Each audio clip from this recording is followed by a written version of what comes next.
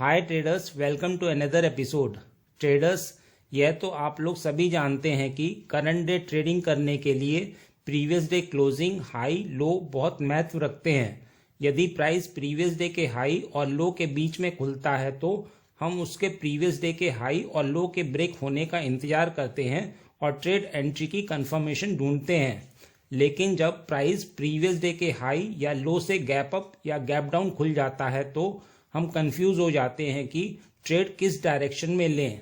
तो ट्रेडर्स, आज इस वीडियो में आपको क्लियर करने जा रहा हूं कि कब आपको गैप की ही डायरेक्शन में ट्रेड लेनी है और कब गैप के विपरीत डायरेक्शन में ट्रेड लेनी है, और यह भी बताने जा रहा हूं कि ट्रेड में एंट्री कैसे लेनी है। साथ ही आपको गैप्स के दौरान बायर्स और सेलर्स की साइकोलॉजी भी क्लियर करने जा रहा हूं। तो हमेशा की तरह अपना सहयोग देने के लिए लाइक बटन को हिट करिए, जिससे कि हम आपके लिए और भी वीडियो लाते रहें। और यदि आप नए हैं और कई एडवांस ट्रेडिंग नॉलेज प्राप्त करना चाहते हैं तो हमारे चैनल को सब्सक्राइब करें।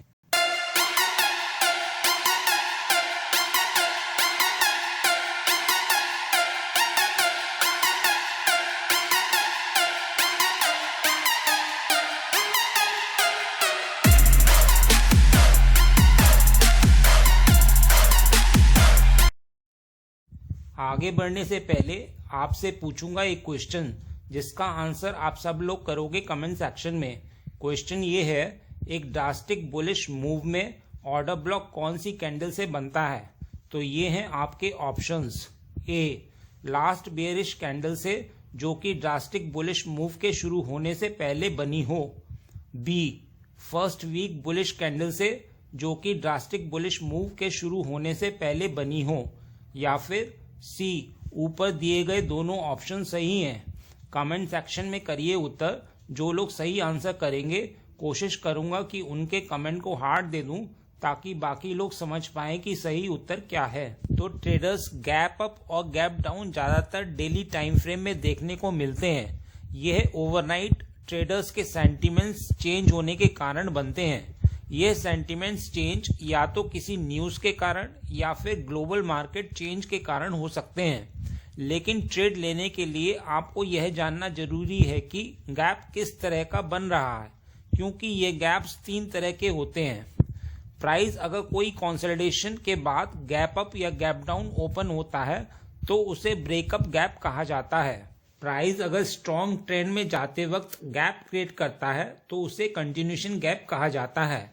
प्राइस अगर स्ट्रॉन्ग मूव के बाद अपने पीक पर पहुंचकर वहां कोई गैप क्रिएट करता है तो उसे एग्जॉशन गैप कहते हैं।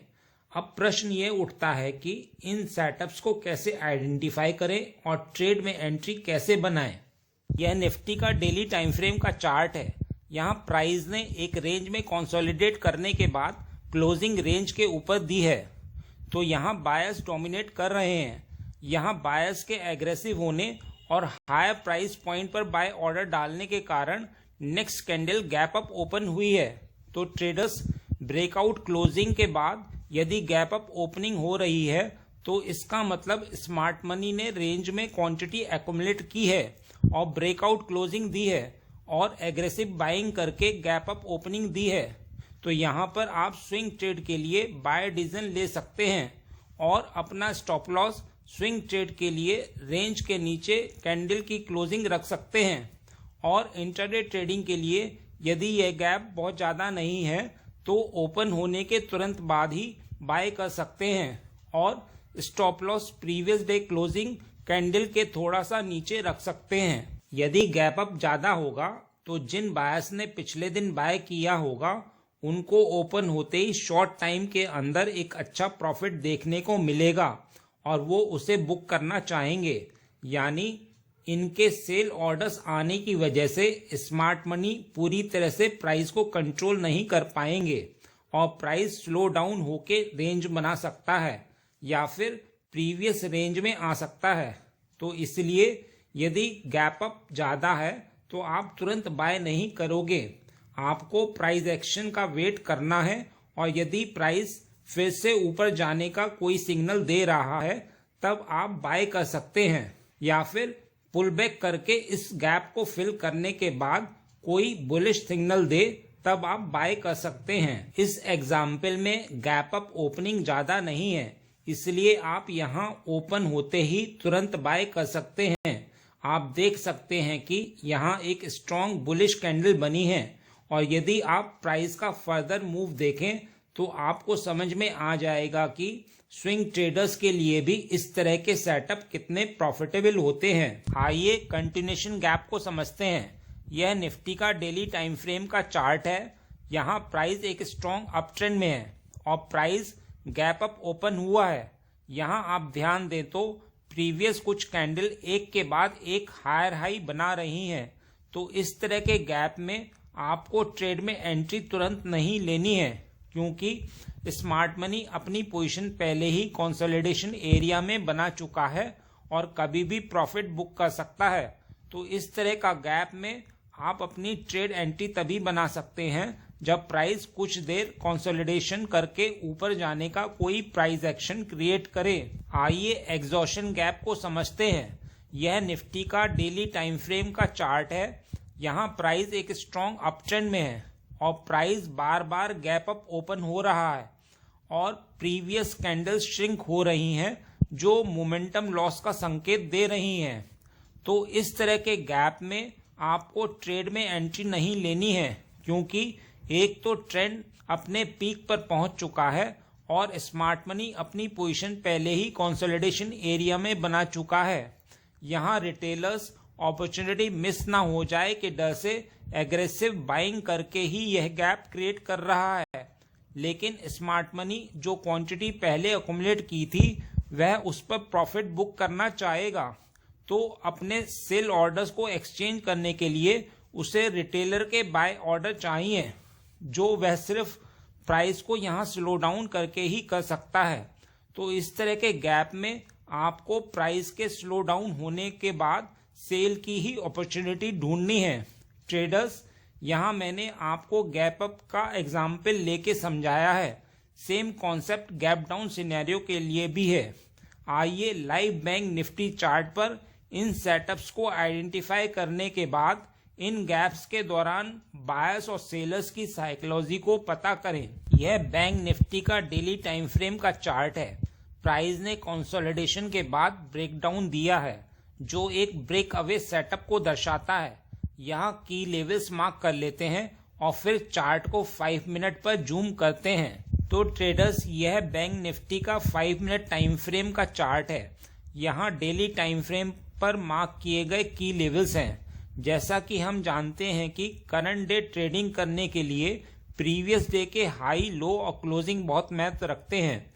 साथ ही बायर्स और सेलर्स की साइकोलॉजी जानने के लिए यह भी जानना जरूरी है कि प्रीवियस डे बायर्स और सेलर्स कहां अवेलेबल थे और करंट डे ओपनिंग किसके फेवर में हो रही है और करंट डे ओपनिंग पर कौन है जो फियर में है।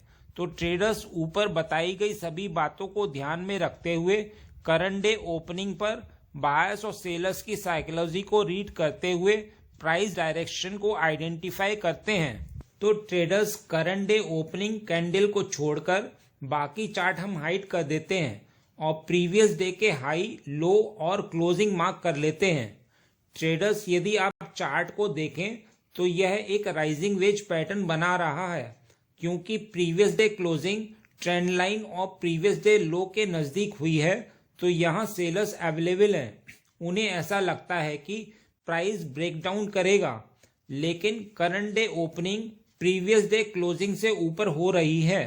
तो आप सोच रहे होंगे कि ओपनिंग जब सेलर्स के अगेंस्ट में हुई है तो सेलर्स फियर्स में होंगे, लेकिन ओपनिंग कैंडल नेगेटिव बनी है और उसके बाद किसी कैंडल ने उसके ऊपर क्लोज नहीं दिया है।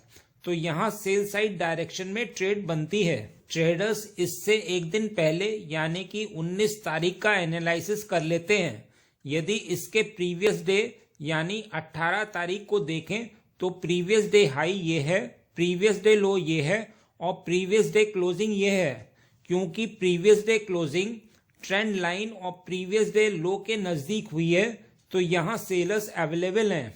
Current day opening previous day high और की लेवल के पास हुई है, लेकिन ओपनिंग कैंडल नेगेटिव बनी है और प्राइस उसके बाद काफी देर वही समय बिताता रहा है, मतलब सेलर्स को निकलने का मौका दे रहा है। स्मार्ट मनी कभी भी ट्रैप को निकलने का मौका नहीं देता। यहाँ ऐसा जरूर दिखता है कि बायर्स को इनवाइट किया जा रहा है और एक कैंडल की लेवल के ऊपर भी क्लोज दी है। आप स्टॉप लॉस हंटिंग स्ट्रेटेजी तो जानते ही हैं। अब बायर्स के स्टॉप लॉस की लेवल के नीचे बने कंसोलिडेशन एरिया के नीचे आ चुके हैं। बायर्स ट्रैप हो चुके हैं, प्राइस नीचे ही मूव करेगा। आइए इससे एक दिन पहले यानी कि 18 तारीख का एनालिसिस करते हैं। इसके प्रीवियस डे यानी 17 तारीख का प्रीवियस डे लो ये है और प्रीवियस डे क्लोजिंग ये है। क्योंकि प्रीवियस डे क्लोजिंग की लेवल के नीचे और प्रीवियस डे लो के नजदीक हुई है तो यहाँ सेलर्स अवेलेबल हैं। Current day opening previous day लो के नीचे और अच्छे गैप के साथ हुई है, मतलब सेलर्स के फेवर में हुई है। इस बात का ध्यान रखिएगा कि जब प्राइस जिसकी फेवर में ओपन होता है वह उस डायरेक्शन को कंटिन्यू नहीं करता है और भी अच्छे गैप डाउन की वजह से सेलर्स को ओवरनाइट प्रॉफिट दिख रहा है, वो निश्चित ही प्रॉफिट बुक करेंगे। इसीलिए ओपनिंग कैंडल पॉजिटिव बनी है। अब यदि प्राइस को और नीचे जाना है तो उसे स्लो डाउन होके ओपनिंग कैंडल लो के नीचे क्लोजिंग देनी होगी। लेकिन आप यह जानते हैं कि प्राइस को मूव करने के लिए स्टॉप लॉस चाहिए होते हैं जो उसे अभी यहाँ नहीं मिलेंगे। इसीलिए उसने ऊपर मूव करके बायर्स के स्टॉप लॉस क्रिएट कराए। प्रीवियस डे क्लोजिंग के ऊपर क्लोजिंग देके बायर्स को और इनवाइट किया। लेकिन आप यह जानते हैं कि प्राइस को बुलिश होने के लिए अपने पिछले बियरिश मूव के 50% के ऊपर सस्टेन करना होता है। इसीलिए यहाँ प्राइस बायर्स को ट्रैप करके नीचे आ गया। यहाँ आपको बियरिश ट्रेड की लेवल पर लेने में ही बेनिफिट था क्योंकि आप ट्रेंड के साथ होते। आइए इससे एक दिन पहले यानी कि 17 तारीख का एनालिसिस करते हैं। इसके प्रीवियस डे यानी 16 तारीख का प्रीवियस डे लो ये है और प्रीवियस डे क्लोजिंग ये है। बहुत दिनों से प्राइस एक रेंज में कंसोलिडेट कर रहा था। रेंज के ऊपर सेलर्स थे और previous day closing previous day लो के नजदीक हुई है तो यहाँ भी सेलर्स अवेलेबल हैं। Current day opening previous day लो के नीचे और अच्छे गैप के साथ हुई है, मतलब सेलर्स के फेवर में हुई है।